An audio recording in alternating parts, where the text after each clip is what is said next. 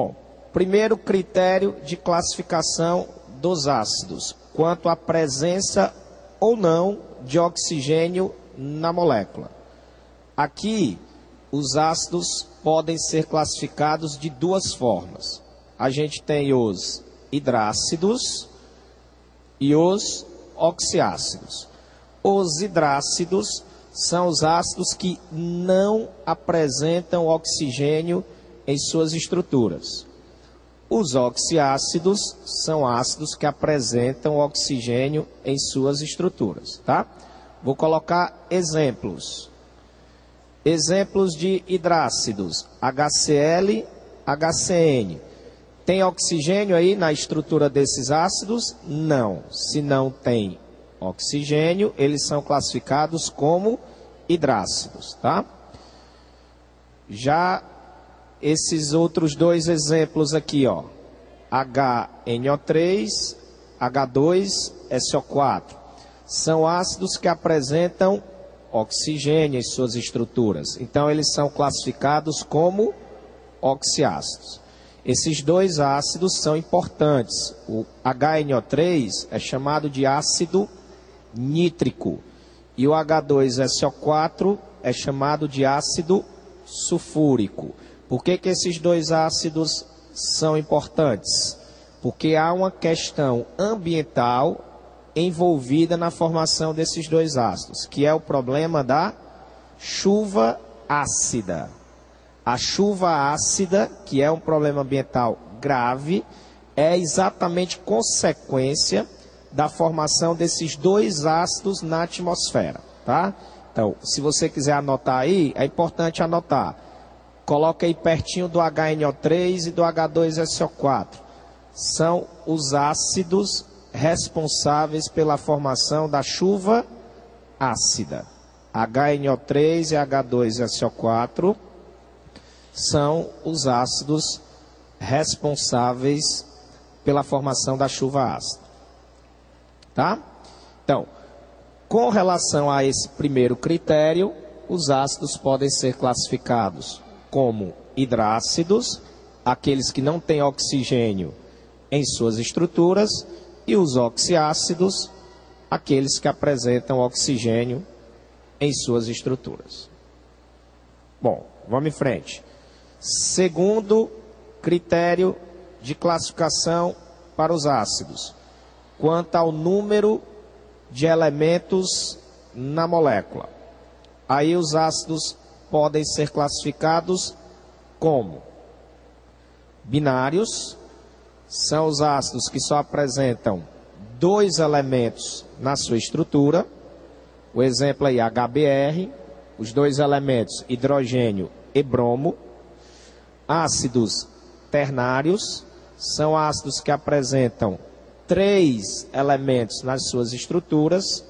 H3PO4 é o exemplo, tem hidrogênio, tem fósforo e tem oxigênio. Temos também os ácidos classificados como quaternários. São ácidos que apresentam quatro elementos em suas estruturas. No caso, o ácido aí, o H4FeCN6.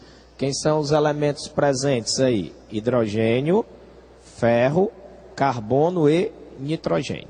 Ok? Então, com relação a esse segundo critério, os ácidos podem ser classificados em binário, dois elementos. Ternário, três elementos. Quaternário, quatro elementos. Entendido? Vamos para frente. Próximo critério de classificação dos ácidos, quanto ao número de hidrogênios ionizáveis. O que são esses hidrogênios ionizáveis? São aqueles hidrogênios que o ácido libera na forma de H+, tá? São os hidrogênios que o ácido libera na forma de H+, lembrando que esse H+, liberado pelo ácido, vai reagir com a água para formar H3 ou mais, ok? Então vamos mostrar aqui, ó. Com relação a esse critério, os ácidos podem ser classificados em, primeiro, monoácido. O que é o monoácido? É aquele que só apresenta um hidrogênio ionizável. Diácido, 2 hidrogênios ionizáveis. Triácido, 3 hidrogênios ionizáveis. E tetrácido, 4 hidrogênios ionizáveis. Perceba que nesses exemplos que eu coloquei, HClO4 só tem um hidrogênio na fórmula do ácido. Ele é monoácido. H2S, 2 hidrogênios na forma do ácido. Ele é diácido. H3BO3, 3 hidrogênios na fórmula do ácido. Ele é triácido. H4P2O7, 4 hidrogênios na fórmula do ácido. Ele é tetrácido. Professor, sempre o número de hidrogênios presentes na fórmula é igual ao número de hidrogênios ionizáveis? Não, nem sempre. Na grande maioria das vezes, sim. Mas há duas exceções. Nós vamos, na sequência, mostrar essas duas exceções. Tá bom? Então, vamos lá. Para os hidrácidos, não tem exceção.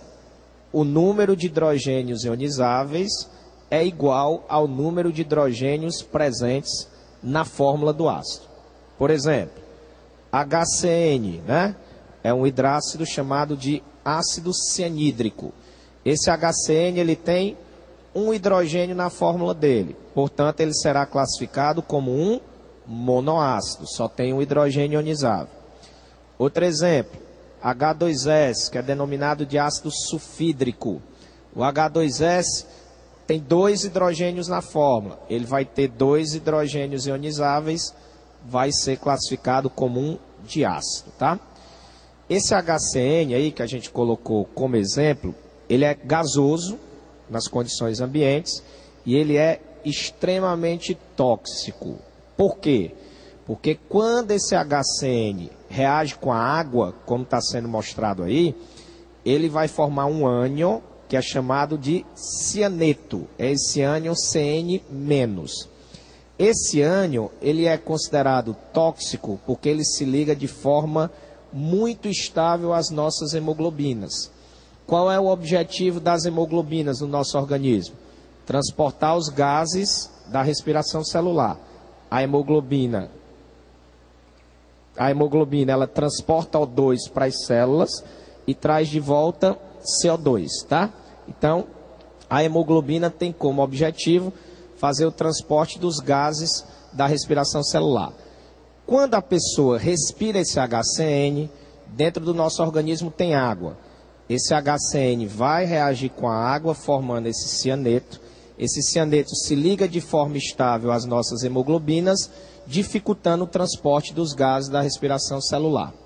Vocês lembram daquele episódio que ocorreu no Rio Grande do Sul, há pouco mais de um ano atrás, na Boate Kiss, que não sei quantas pessoas morreram após o incêndio? As pessoas lá não morreram queimadas, elas morreram intoxicadas. Lá na boate tem um revestimento de espuma, que é um revestimento acústico. E nesse revestimento acústico tem cianeto, tem CN-. Na hora que a espuma começou a pegar fogo, esse cianeto foi liberado. As pessoas que respiraram esse cianeto morreram intoxicadas. Porque aí todas as hemoglobinas ficam ocupadas por cianeto, não tem como transportar oxigênio e CO2. Aí a pessoa morre asfixiada, por não ter capacidade de transportar o oxigênio para fazer a respiração celular. Então, esse HCN ele é um ácido extremamente tóxico, tá? Bom, então, para os hidrácidos, não há exceção. O número de hidrogênios ionizáveis é igual ao número de hidrogênios da fórmula.